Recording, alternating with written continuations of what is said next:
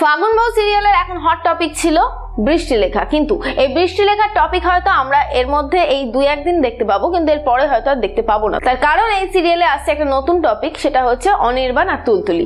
অনির্বাণ কিভাবে চাল তৈরি করে, একটা জাল তৈরি করে তার মধ্যে ঢুকিয়ে দিয়েছে তুলতুলি আর মহুলকে, আর তার জন্য রোদ্দুর মহুলকে ভুল বুঝবে কিনা, এই সমস্ত নিয়ে এখন একটা নতুন টপিক আসছে।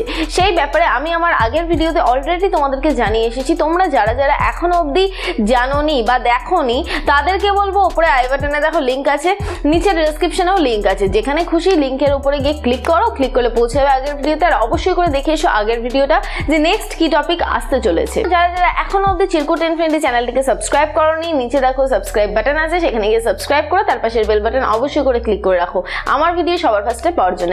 আর একটা কথা মন দিয়ে শুনে রাখো, পুরো ভিডিওটা পারলে একটু মন দিয়ে দেখো, তার কারণে একটা ছোট্ট ইম্পর্টেন্ট ব্যাপার আছে। অবশেষে বৃষ্টিলেখা ধরা পড়ে গেল পুলিশের কাছে এবং নিজেকে নিজেই প্রায় বলতে গেলে সঁপে দিল পুলিশের হাতে। তার কারণ হচ্ছে অনুরূপ যাতে ফেসে যায় সেই রকম কাজ করবে না বৃষ্টিলেখা। এবং বৃষ্টিলেখা এটাও জানিয়ে দিল যে অনুরূপের সাথে তার আগের কোনো সম্পর্কই ছিল না, এমনকি বৃষ্টিলেখা নিজেই নাকি জোর করে বিয়েটা করেছে অনুরূপের সাথে।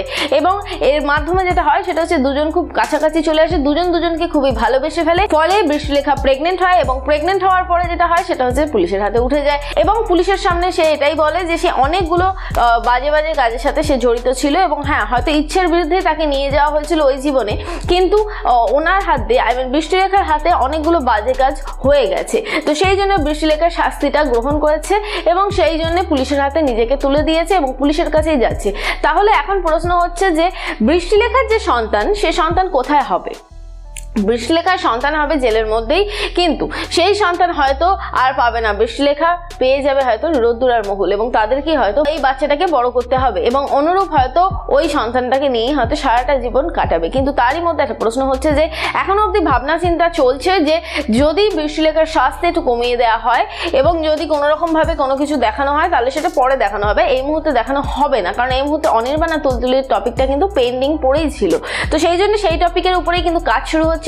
খুব শীঘ্রই আমরা দেখতে পাবো যে অনির্বাণ নোংরামো করছে তুলতুলির সাথে এবং তাকে জানাচ্ছে যে তাকে নাকি অন্য লোকের হাতে তুলে দেওয়া হবে এবং তার মনোরঞ্জন যদি তুলতুলি করতে পারে তাহলেই নাকি অনির্বাণ তুলতুলিকে ভালোবাসবে, রাজরানী করে রাখবে। আর এই সমস্ত কিছু জানতে পেরে যায় মহুল, কিন্তু মহুল ওইখানে তার দিদিভাইকে বাঁচাতে গেলে একটা লোকের হাতে তুলে দেয় মহুল এবং তুলতুলিকে। কিন্তু এখানেই শেষ নয়, এরপরে যেটা করে অনির্বাণ সেটা হচ্ছে রোদ্দুরকে কল করে ডাকে এবং ডেকে বলে যে ওই বাড়ির মধ্যে ঠিক কি চলছে সেগুলো দেখে যাওয়ার জন্য। যখন রোদ্দুর আসে তখন রোদ্দুরের সামনে একটা নাটক তৈরি করে, আর সেই নাটকের কথাই এখন রোদ্দুর বিশ্বাস করবে নাকি মহুল আর তুলতুলির কথাই বিশ্বাস করবে, সেটাই এখন আমাদের দেখার পালা। তবে হ্যাঁ, বৃষ্টিলেখার টপিকের ব্যাপারে যেটা বলবো সেটা হচ্ছে যে তোমরা যারা ভাবছো যে বৃষ্টিলেখার টপিকটা পুরোপুরি বন্ধ হয়ে গেল, না, এই টপিকটা শেষ হলে হয়তো বৃষ্টিলেখার টপিকটা আসবে। আর সিরিয়াল কর্তৃপক্ষ চেষ্টা এটাই করছে যাতে করে বৃষ্টিলেখাকে লাইফ টাইমের জন্য সিরিয়ালে রাখা যায়। হয়তো কিছুদিনের জন্য আমরা সেইভাবে দেখতে পাবো না, তবে খুব শীঘ্রই হয়তো দেখতে পেতেও পারি। তার কারণ হচ্ছে সেই চেষ্টাই কিন্তু চলছে যাতে করে আমি এবং তোমরা সবাই মিলে খুশি হতে পারি, কারণ বৃষ্টিলেখা এই সিরিয়ালে থেকে গেলে আর কোনো প্রবলেমই হবে না, কারণ আমরা সবাই চাইছি যে বৃষ্টিলেখা এই সিরিয়ালে থেকে যাক। তো যাই হোক, এরই পাশাপাশি তোমাদেরকে জানিয়ে রাখি যে এই সমস্ত কিছু তো চলছে সিরিয়ালে, তারই মধ্যে কিন্তু একটা ছোট্ট জিনিসও চলছে, সেটা হচ্ছে ময়ূরাক্ষী দেবীর শয়তানি। ময়ূরাক্ষী দেবী এখনো অব্দি সেই মা অধিকার থেকে বেরিয়ে আসতে পারেনি, তাই রোদ্দুরকে ফ্যাসাদে পড়তে হচ্ছে, কারণ দুই মাই রান্না করছে।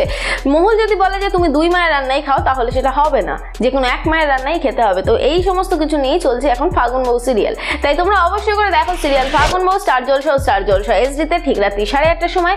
আমার ভিডিও যদি ভালো লেগে থাকে তাহলে অবশ্যই করে লাইক করো, যদি কিছু বলতে চাও তাহলে কমেন্ট করো, পারলে শেয়ার করো, সকলকে জানতে সাহায্য করো।